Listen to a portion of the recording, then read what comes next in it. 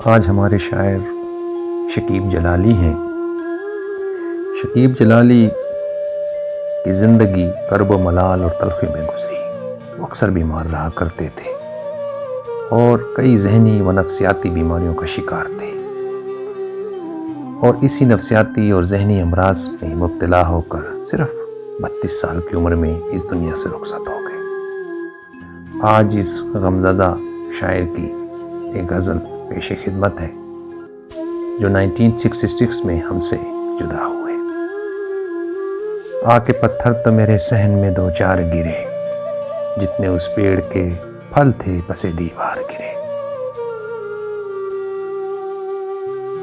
मुझे गिरना है तो मैं अपने ही कदमों में गिरूं, जिस तरह साया है दीवार पे दीवार गिरे। तेरगी छोड़ गए दिल में उजाले के खतूत, तेरगी छोड़ गए दिल में उजाले के खतूत। ये सितारे मेरे घर टूट के बेकार गिरे। देखकर अपने दरोबाम लरस जाता हूँ, देखकर अपने दरोबाम लरस जाता हूँ। मेरे हमसाये में जब भी कोई दीवार गिरे। वक्त की डोर खुदा जाने कहाँ से टूटे, किस घड़ी सर पे लटकी हुई तलवार गिरे।